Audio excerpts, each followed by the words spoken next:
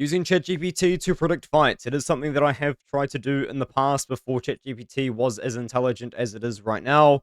And right now, that's what we're about to do with the new, improved, smarter ChatGPT 5, something that I do have access to because I do actually use ChatGPT to assist me in, well, just kind of not predicting fights, but when it comes down to my university studies, I do get it to help me write summaries, help me explain things a little bit further.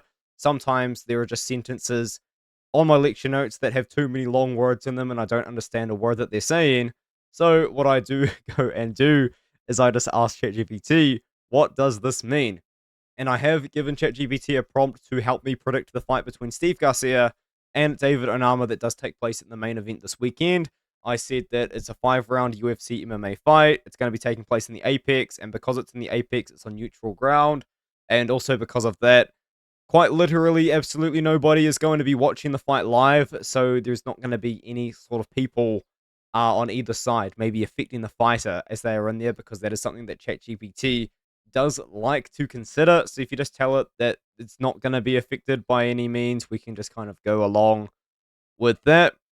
Steve Garcia, here we go. It's obviously just given him that height and reach and stuff like that, and it's using a bunch of different websites as well that it's found, because I do have a web access sort of like extension for ChatGPT, I guess is what you would call it. It's something I put in like ages ago. So let's have a read, shall we? That's what we're here to do. The matchup breakdown on what to watch out for. Both fighters land at very high rates and both carry power. Garcia's striking defense is better. He absorbs less strike per minute versus David Onama, which suggests that Garcia may fend off damage better in the stand-up realm. This is a real edge for Garcia. Onama, though, throws slightly more and has similar accuracy, so he isn't outclassed on the feet.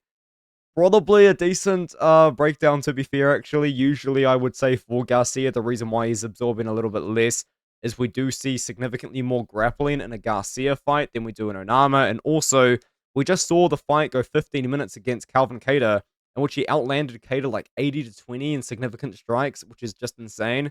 And I know that Garcia does have a pretty long UFC career. I think that one fight, given the fact that it took place over 15 minutes, could also just kind of help favor him. And as I did say, Onama, he does have fights in the past, which he has taken a lot more strikes than what he gave out.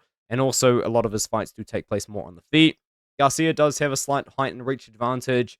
I actually do think, in my opinion, Garcia is going to be a little bit taller than maybe what this does suggest here, 6 foot versus 5'11", but maybe Garcia is not as tall as I think he is. Takedown and grappling dimensions. Onama has more submission wins and generally more grappling competence relative to Garcia. An interesting take, but personally, I don't fully agree. But if that's what GPT wants to say, if he can drag the fight to the ground or force Garcia to defend takedowns, Onama might gain an edge over 5 rounds. Garcia's takedown defense stats aren't strongly highlighted. Onama's takedown accuracy is lower than 20%, so this might be a wild card. I think it is a wild card. Now, yes, it is something that Onama is capable of doing.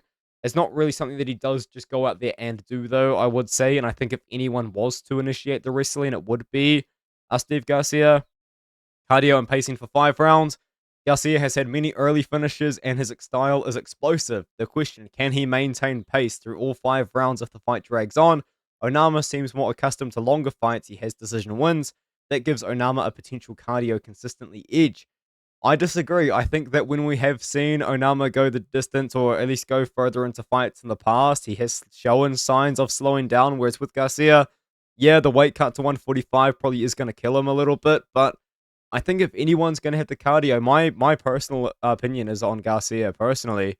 Motivation and trajectory. Garcia's on a hot streak. He is and may be motivated to keep that streak alive. Onama is climbing and wants to prove he belongs in the top 15. And it is a high stakes fight for both guys because the winner definitely gets a big matchup in the next fight. Now, I'm not going to say that they get to fight someone like Yair Rodriguez, but like the winner of this fight, I could very realistically see maybe going out there and fighting against like Patricio Pitbull or something like that, since Pitbull just kind of seems willing to fight against anyone.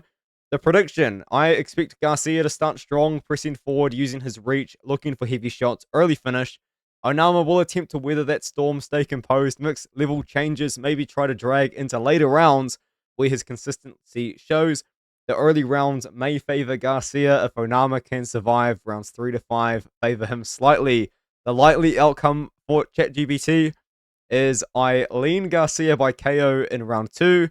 His striking defense is superior, his knockout power is elite, and in a main event scenario with Garcia coming in hot, he probably finds a shot before the fight goes deep.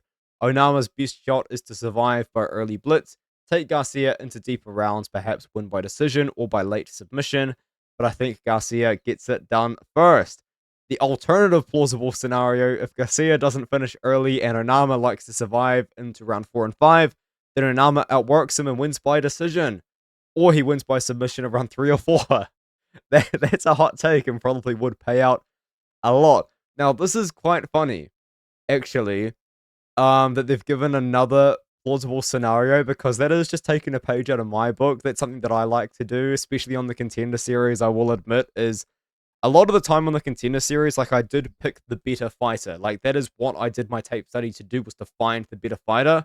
And when I was on a really bad run, I would pick the better fighter, and then they'll just get slept in the first round anyways. So I was kind of just starting to cover my ass by saying, look, I'm picking this person because I think they're better, but they could just get knocked the fuck out. Because, like, Iwo Baroniuski knocking out Muhammad Ali in the first round, I didn't see that coming. Now, I was considering picking Iwo Baroniuski, but I wasn't thinking he was going to get it done like that. Yeah, that's kind of the video, 6 minutes. I don't think that's too long. This is for the second channel anyway. Hopefully you enjoyed it. Let me know what you think in the comments below. I'll probably do another one of these for next week's card, which, if I'm not mistaken, is a pretty big pay-per-view card. I will admit, kind of just given the fact that I'm in exam season right now, I haven't been paying that much attention. No, I think we've got another Apex card, don't we? And then we've got a pay-per-view card. And the next week's Apex card, I think, is worse than this one, but that's okay. I'll see you guys in the next one.